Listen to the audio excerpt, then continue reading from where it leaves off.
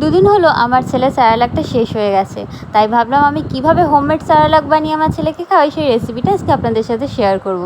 তার জন্য আমি নিয়ে নিয়েছি 100 গ্রাম আতপ চাল, 100 গ্রাম সেদ্ধ চাল, 100 গ্রাম মুসুর ডাল, 100 গ্রাম মুগ ডাল। এই সমস্ত কিছুকে আমি ভালো করে ধুয়ে রোদ্দুরেতে শুকাতে দিয়েছি। যতক্ষণ ওটা শোকাচ্ছে ততক্ষণ ভাবলাম সকালের জলখাবারটা খেয়ে নিই, তাই এখানে রুটি আর আগের দিনের একটু মাংসের ঝোল ছিল, তাই দিয়েই সকালের ব্রেকফাস্টটা কমপ্লিট করে নিয়েছি। স্যালাড করার জন্য শুধুমাত্র চাল ডাল নেবো না, তার মধ্যে আমি একটু ওটস দেবো আর একটু কাজু বাদাম দেবো। আপনারা চাইলে অনেক রকম ড্রাই ফ্রুটস দিতে পারেন, বাট আমার কাছে এই মুহূর্তে অ্যাভেলেবেল ছিল না, আর আমি নর্মাল ওটসটা পাইনি, তাই আমি প্যাকেট ওটস নিয়ে এসেছি। এটা একটা ফ্লেভার ওটসের, ঠিক আছে, বেরিজ দেওয়া আছে, মিক্সড বেরি দেওয়া ওটস। এই ওটসটাকে আমি আলাদা করে আগে ড্রাই রোস্ট করে নেবো, ওটস আর কাজু বাদামটাকে, কারণ ওটসের মধ্যে বিভিন্ন রকম প্রিজারভেটিভ থাকে। আগে এটাকে আমি ড্রাই রোস্টটা করে নেবো, কারণ ডাল চালের সাথে একসাথে করলে কি হয় যে এটা চ্যাটচ্যাটে টাইপের একটা মানে চিটে ব্যাপার চলে আসে, তো ওই জন্য এটাকে আগে ড্রাই রোস্ট আগে করে নেবো। আপনারা চাইলে এর সাথে আরও অনেক কিছু অ্যাড করতে পারেন।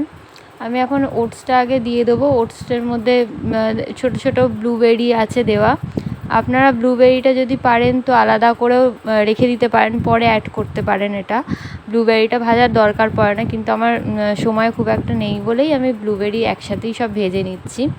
তাই এটাকে ব্রাউন করে পুরো ভাজবো যতক্ষণ না ব্রাউন হয়। আর আমি পুরো প্রসেসটা কিন্তু লো টু মিডিয়াম ফ্লেমেতে করব। এর মধ্যেই আমি কাজু বাদাম দিয়ে দেবো। কাজু বাদাম আমি এখানে অল্পই দিয়েছি, আপনারা চাইলে অনেক রকমের ড্রাই ফ্রুটস এখানে ইউজ করতে পারেন, কাঠবাদাম ইউজ করতে পারেন বা আখরোট ইউজ করতে পারেন, তো আমি এত কিছু দিইনি, আমি শুধু কাজু বাদামটাই দিচ্ছি। কাজু বাদামটাও একটু যখন ব্রাউন ব্রাউন হয়ে যাবে তখন আমি এগুলোকে সব নামিয়ে নেব।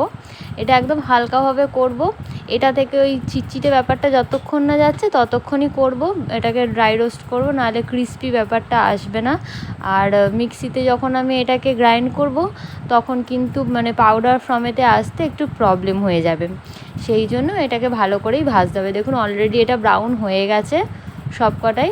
এবার এর মধ্যে আমি ডাল চালটা অ্যাড করব আস্তে আস্তে।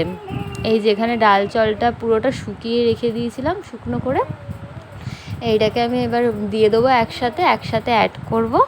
ডাল আর চালটাও ততক্ষণই আমি রোস্ট করব যতক্ষণ না আর কি এটা ব্রাউন কালার চলে আসছে চালেতে বা মুগ ডালে একটা আর কি ভাজলে এমনি গন্ধ একটা সুন্দর বেরোয়, তো ততক্ষণই আমি এই সব কিছুকে একদম ভালোভাবে ফ্রাই করে নেবো শুকনো খোলাতে। হিট কিন্তু একদমই বাড়াবেন না, তাহলে ওপরটা আগে থাকতে লাল হয়ে যাবে কিন্তু ভালো মতো এটা ক্রিস্পি ব্যাপারটা আসবে না।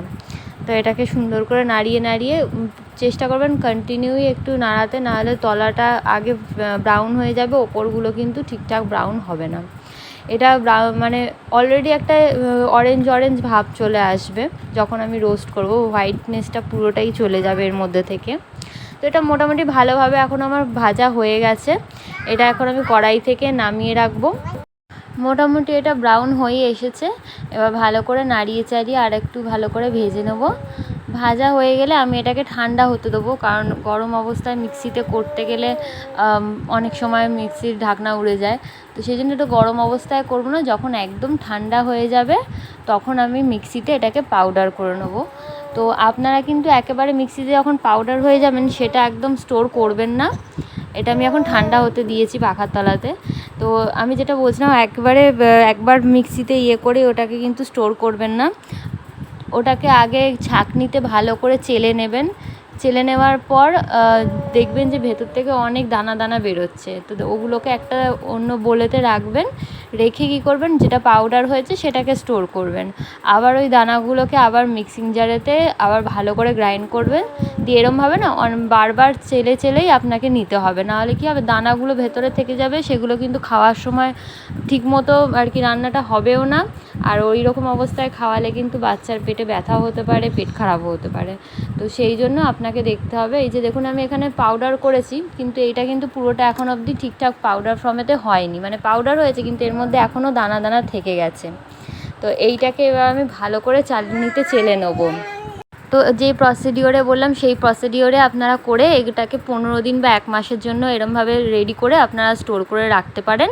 তো আমি এইভাবেই করি, আমার বাচ্চাকে বাড়ির তৈরি স্যারেলাকটাই এইভাবে খাওয়াই, যেটা ওর জন্য যথেষ্ট হেলদি। এই হোমমেড স্যারেলাকের যদি ভিডিওটা ভালো লাগে তাহলে অবশ্যই চ্যানেলটাকে সাবস্ক্রাইব করে একটা লাইক করে দেবেন। Thank you.